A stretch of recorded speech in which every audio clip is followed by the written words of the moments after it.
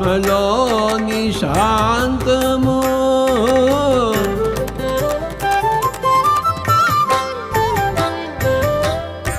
ఆత్మలోని అభయము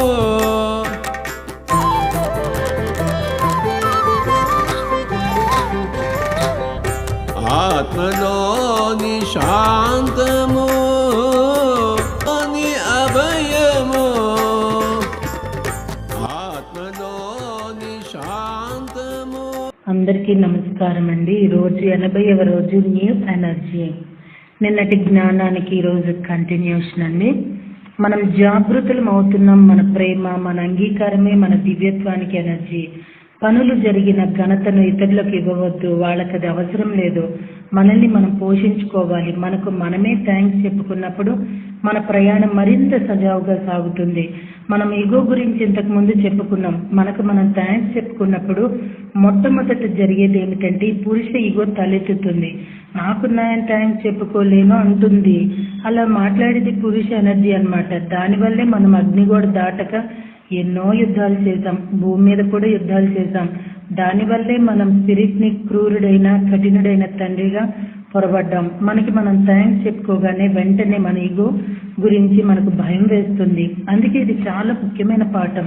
పితృ ఎనర్జీ, మన వంశానుగతం, మన ఈగో స్పిరిట్గా మనల్ని మనం గౌరవించుకోవటం, ఇవన్నీ ఒకదానితో ఒకటి ముడిపడి ఉన్నాయి. సో ఫ్రెండ్స్, నిజంగా మనకి మనం థ్యాంక్స్ చెప్పుకోవటం, మనకి మనం కృతజ్ఞత చెప్పుకోవటం అనేది కూడా నిజంగా వాళ్ళు అన్నట్టుగా మనలో ఈగో గనక పెరిగితే ఆ ఈగో కాకుండా మనల్ని మనం గుర్తించడం అనే ఒక హెల్దీనెస్ని మనము గమనించుకునే విధంగా మనల్ని మనం మౌల్డ్ చేసుకోవాలి అనేదే వాళ్ళు చెప్తున్నది.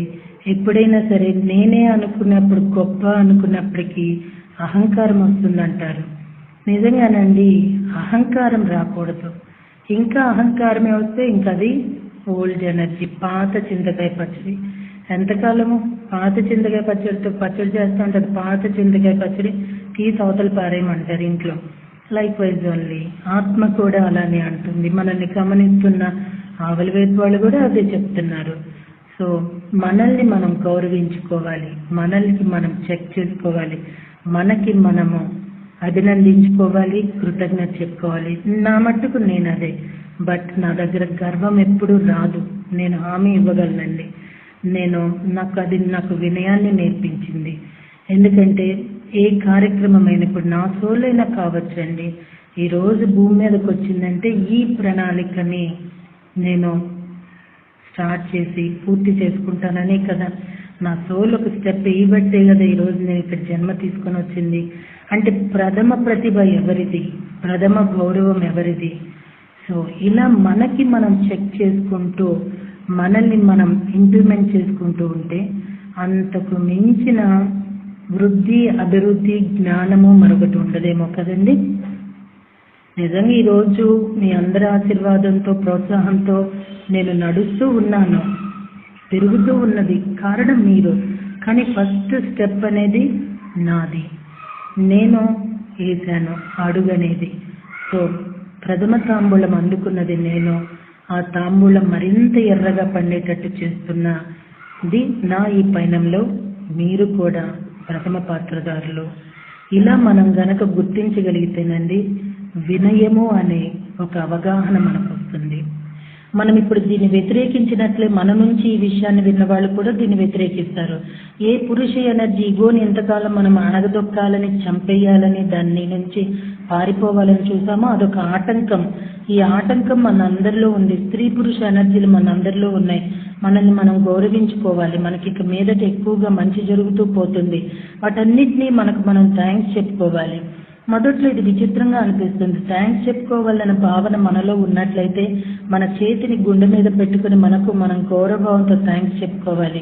దీనికి కాస్త అలవాటు పడాలి, సాధన చేయాలి. అలా చేస్తే కొద్ది మనలోని దివ్యత్వం ఆహారం అందుకొని ఎదుగుతుంది. అంటే మనం నెంబర్ ఆఫ్ టైమ్స్ ఇలా చేయటం వల్ల మన సబ్ కాన్షియస్ మైండ్ అది తీసుకొని దాన్ని మన చైతన్యానికి వృద్ధి పరచడానికి దోహదం చేస్తుందండి. ఇది చాలా అద్భుతమైంది మాస్టర్స్. ఈ గర్వం అనేది రాకుండా చేసుకునే విధంగా మనకి మనం మలుచుకోవటమే మనం ఏంటో మన గొప్పతనం ఏంటో అదేనండి. సో మనం సృష్టించిన వాటిని మనం అంగీకరించిపోయినట్లయితే మనలోని దివ్యత్వం ఎండాకాలంలో మొక్కలా వాడిపోవటం మొదలు పెడుతుంది. ఆ దివ్య బీజానికి మన ప్రేమ కావాలి. మన ప్రజ్ఞాత్మే మన దివ్యత్వం. అది ఎంతో కాలం పట్టు ఎనర్జీ స్థితిలో ఉండి వచ్చింది.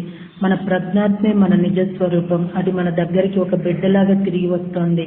మనలోని ప్రేమ ఎనర్జీ, రాజు రాణి ప్రేమ ఎనర్జీ, వీటి మధ్య బ్యాలెన్స్ దానికి కావాలి.